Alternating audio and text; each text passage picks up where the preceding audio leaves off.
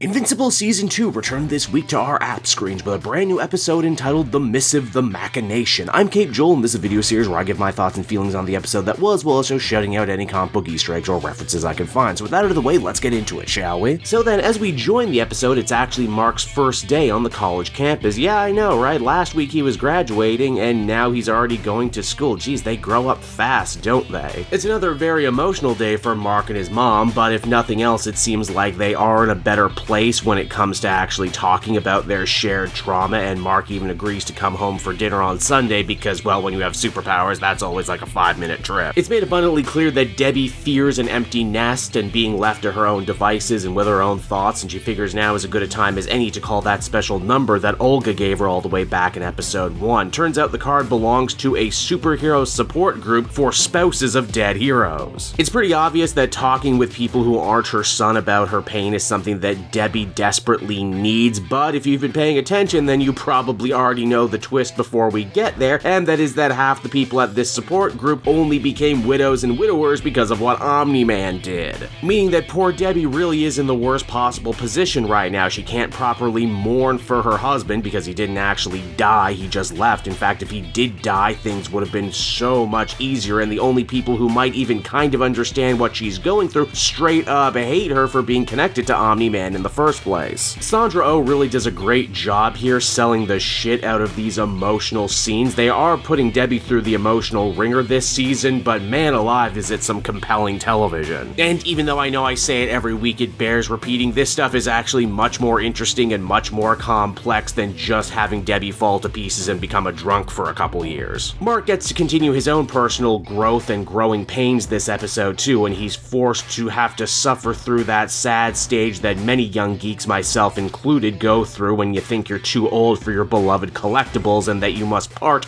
with such so-called childish things. Well, maybe not for Seance Dog, he can stay, he's a good boy. I'm sure I mentioned it last season too, but in the comics, Mark's favorite comic book hero was actually Science Dog. Here they changed it to a much more Doctor Strange-inspired Seance Dog. While Mark is already struggling with college life, William is taking to it like a fish to water, so much to the point Mark thinks that his friend is already getting laid on the first night, meaning that he has to take off to Amber's, where they also decide to go all the way in order to honor and commemorate this next big milestone in life. This leads to another great scene of comic book deconstruction where both of these horny teens have to wonder if any of this is actually safe, given Mark's half-alien heritage and super strength. Basically, it's all the best parts of the radioactive spider sperm and Man of Steel, Woman of Kleenex conversations that we of nerds have been having since forever. It's also just kind of wild to see a superhero story wherein you can actually pinpoint the second wherein the main character lost their virginity, wherein, you know, stuff like Spider-Man or Superman, they either want to keep these characters preserved in amber, or completely shy away from sexuality completely, just one of the many ways in which Invincible does the whole superhero thing differently. It's at this point, too, the episode really shocked me by introducing a brand new narrator character voiced by the super funny Paul F. Tompkins, and by switching gears entirely, with the whole middle part of the episode focusing on the returning Allan the Alien. He even gets his own title card just to really try and sell the idea that you're watching a totally different show now. You really gotta respect Invincible for spicing stuff up so constantly and playing with the format. Again, it feels like you're kind of reading a comic book sometimes, with stories within stories and backup stories. It's here in this segment we get a whole recap of Allan's alien race, the Utopans, how they were conquered and destroyed by the Viltrumites, but some managed to escape and began a project not only to repopulate, but also to create superpowered individuals among them strong enough to maybe fight the Viltrumites. Unfortunately for them, only one of their kind ended up getting powers, and that was Allan, and even though he was incredibly strong, he still wasn't strong enough to beat even one Viltrumite, so instead he began working for the Coalition, testing planets and trying to find someone who might be able to overthrow the Viltrumite Empire. This is a great little aside too, because it means we get to spend so much more time with Allan the Alien, who really only showed up twice last season, and man, if you told me all the way back during the Freaks and Geeks days that, oh yeah, Seth Rogen, he's gonna come along, he's gonna define a whole generation with his stoner comedies, and then later in his career he's gonna completely change lanes and become one of the biggest, most powerful producers, who uses his Hollywood clout to adapt famous comic book stories that you never in your wildest dreams ever thought would actually get money thrown behind them. And oh yeah, during during that time too, he's also going to really start flexing his muscles as a more dramatic actor as well. We see Allan come to the Coalition and its leader, Thetis, here voiced by the legendary Peter Cullen, yeah that's right, Optimus Prime himself, saying that Mark Grayson is unlike the other Viltrumites that they fought, and that his father Omni-Man ran away from Earth after their own confrontation, meaning that they may finally have found a weakness they can exploit in their seemingly never-ending battle with the Viltrumites. Sadly, Allan ends up getting blown off by most of the Council, who don't seem to believe that any Viltrumite, let alone a half-Viltrumite, could ever possibly be good or on their side. Thetis, of course, has his own reservations, fearing that the Viltrumites might very well have a mole inside the Coalition feeding them information. If that's true, Mark could already be in a grave world of danger. And it's because of that he sets Allan on his own special mission to try and find the mole before it's too late. Now, in the comics, Thetis was actually a rogue Viltrumite himself, and I wonder if the show is going to go in the same direction or not. They've been pretty damn faithful so far, but here they don't even kinda signpost it. We also get to meet Allan's girlfriend, Teela, this episode, who just so happens to be voiced by Tatiana Maslany. Again, wow, she is just cleaning up on this show, isn't she? 2 weeks in a row now. We actually get a very fun scene wherein the two aliens go on a crazy date complete with a bunch of outer space food, the likes of which you've never seen before. Couples are actually a huge focus of this week's episode too. We get to see a bunch of them, how they interact with each other, and I really like the idea that it doesn't matter where you're from, whether you're human or an alien, relationships share so many commonalities. For a second there, it's clear the show wants you to think that maybe Teela might be the mole, as Allan ends up getting attacked at the diner by 3 Viltrumites who just so happen to be aware of Earth and Mark. Poor Allan puts up a tough front, but at the end he ends up getting absolutely mangled in this battle. To his credit though, he never once gives up Mark or Earth, just one of the many reasons why Allan is so deeply beloved. We also learn 2 very important things from this confrontation. One, the people who do the choreography for this show are clearly fans of Dragon Ball, because the fight in space really reminds me of the stuff we see in that show. And also, these Viltrumites are asking about the whereabouts of Omni-Man, implying that even they don't know where he went after he left Earth. Oh, but wait, we're not done yet, because Thetis actually tries to turn off Allan's life support, implying that it's actually him who's been the mole this whole time within his own coalition. Well, that plot sure as hell thickens, doesn't it? Another thing that really threw me in this episode too is it's at that moment the show cuts to credits, even though it's not really the end of the episode, it's just the halfway point. It's after that we get another Guardians of the Globe-centric storyline wherein Rexplode is still trying to deal with the fact that Duplicate has left him for Immortal, even though, well, he was cheating on Eve with her, a fact of which he just cannot seem to wrap his head around. Kate also leaves him pretty speechless too when she admits that the reason she was drawn to Immortal in the first place is that, like her, he knows what it means to die over and over again. Wow, that got really dark really quick, didn't it? More couple drama too comes in the form of Rudy and Monster Girl. It seems that after freezing up in their last battle, Rudy wants to try and basically hack his own brain so he can't feel fear anymore. I guess you can take the man out of the robot, but you can't really take the robot out of the man, huh? As it turns out though, he doesn't want to just conquer his fear so he can be a better superhero, he wants to do it so he can actually ask Monster Girl out on a real date. And despite the creepy undertones of how these two met, the show actually plays their romance very sweetly, with Monster Girl showing the former robot all the awesome things that come with being a real human, all the things he's been missing out on. Geez, to think at this point in the show's life, their relationship is actually one of the healthier ones. Wow. We get another nice season 1 callback to in this episode as well, when William mentions missing Rick, the guy that he always thought he would be in a relationship with by now. And in some good news, we hear that he's actually making a recovery from the whole being a robot thing against his will, and there's a good chance we might actually see him again. The night's not done for our hero yet though, as Mark ends up getting accosted by Seance Dog, his beloved comic characters seemingly come to life. The talking dog tries to spin him another tale of a multiverse in danger wherein comic book characters are real, only for Mark to hilariously shut the whole thing down. This also leads to another great instance wherein a crazy superpowered fight is happening over everyone at the college's head, but no one ever bothers to actually see it because, hey, normal people just don't look up. I'm glad that joke is alive and well in the show. Turns out this Seance Dog is actually a bug alien in disguise trying to pull a full-on contact by taking a form that Mark would be receptive to so that he would help him save his home planet from a meteorite threat that's gonna wipe out everyone. Mark doesn't even stop to wonder how exactly this alien not only knows his real name but where to find him. And you know what? Because they had the Allan story so close to this one, I didn't even really consider it either until I sat and wrote this. This plea for help ends up leaving Mark in yet another big moral quandary. He thinks about what his dad would do in this situation and whether or not it's right to blow off his first week of classes to go save a planet. His mom had told him before he left that college was all about finding out the sort of man you're going to be, what voice in your head you're going to listen to, and that he probably shouldn't always listen to the invincible part of himself. William, though, ends up spurring on Mark, saying that they both know full well what happened the last time he stood by when he could have done something, and hey, in a nice bit of growth for Mark's romantic relationship, this time he actually tells Amber where he's going before he heads off to space, and Amber says, hey, you know what, you don't have to apologize to me when it comes to saving lives, you're good, I'll try and cover for you. Cecil's not happy about Mark's newest course of action, though. As far as he's concerned, he works for him and he works for planet Earth, and that this is the sort of maverick behavior Omni-Man was known for. And hey, speaking of Omni-Man, and I most certainly was, by the time Mark actually does manage to make it to the alien bug world, apparently everything is a-okay here. There's no meteorite threat at all, and that's because he's actually been summoned by his father, who is alive and well and hiding out here. And so that was Invincible for another week, everybody, and oh man, was this episode absolutely jam-packed from top to bottom. It's a rare skill for a show like this to be able to spin so many plates at one time, to bounce back and forth between so many different genres and so many big emotions, while still uniting all of these different seemingly unrelated stories under the same theme. As far as the pacing and structure goes, I feel like that's one of those creative choices that you're either gonna love or you're gonna hate. Personally, I'm in the love it camp, and I'm definitely interested to see what they're going to do next. And so that'll just about do it for me for another week, everyone. As always, this has been Cape Joel. Thank you so much for watching and listening. I hope you enjoyed the video. If you did, be sure to like and subscribe. It helps me out in this crazy YouTube algorithm game, and I'll be back again next week, everyone. So until then, bye-bye.